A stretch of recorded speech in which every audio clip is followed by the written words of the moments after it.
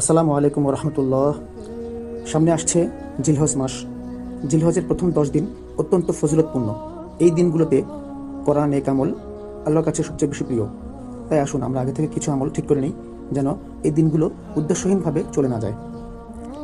সুন্দরভাবে গুছিয়ে আমল লিস্ট শেয়ার করছি, যেন সবাই রেডি হয়ে যেতে পারেন। নাম্বার 1, 5 ওয়াক্ত সালাত যথাসময়ে আদায় করা। সব আমলের ভিত্তি হলো ফরজ ইবাদত। চেষ্টা করি আমরা সময় মতো মনোযোগের সাথে সালাত আদায় করতে। নাম্বার 2, বেশি বেশি তাওবা এবং ইস্তিগফার করা। বারবার বলি আস্তাগফিরুল্লাহ, আস্তাগফিরুল্লাহ, আস্তাগফিরুল্লাহ। নিজের গুনাহের জন্য লজ্জিত হই আর আল্লাহর কাছে ফিরে যাই। নাম্বার 3, তাকবীর, তাহমিদ, তাহলিল ও তাসবিহ বেশি বেশি পাঠ করা।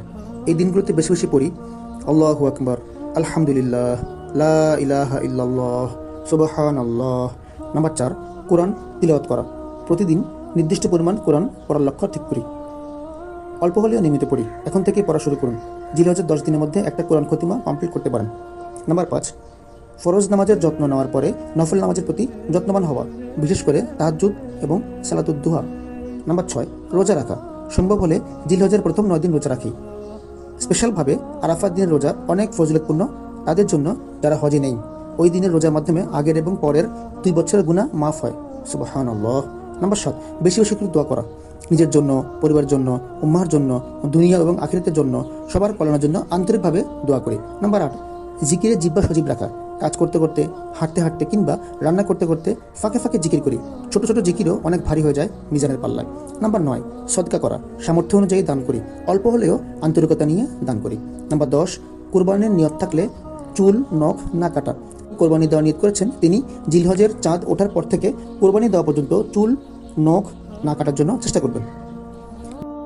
ভালো কাজের পরিকল্পনা করে রাখা, একজন নির্দিষ্ট ব্যক্তিকে সাহায্য করা, আত্মীয়তার সম্পর্ক ঠিক রাখা, কাউকে ক্ষমা করে দেওয়া, ইসলাম কিছু শেখা বা শেখানো। নাম্বার 12, অন্তরকে পরিশুদ্ধ করার চেষ্টা করা। হিংসা, অহংকার, রাগ, শত্রুতা ইত্যাদি এসব থেকে হৃদয়কে পরিষ্কার করার চেষ্টা করি। শুধু বাহ্যিক আমল নয়, অন্তরের আমলও অত্যন্ত জরুরি।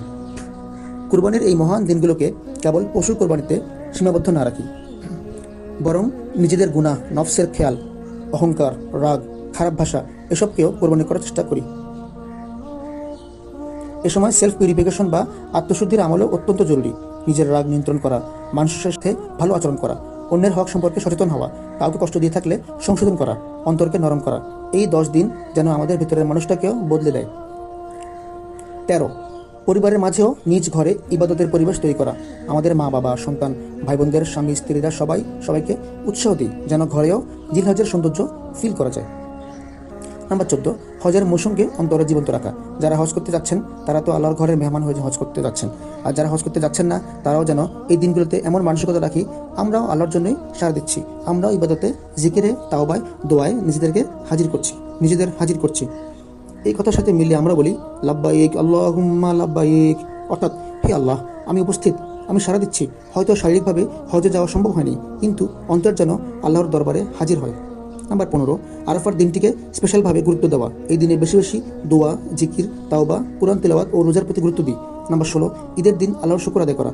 ঈদের আনন্দের মাঝেও যেন আল্লাহ তাআলাকে ভুলে না যাই। কোরবানি, সালাত, জিকির সবকিছুই আল্লাহ তাআলার ইবাদত, সবকিছুই ইবাদত।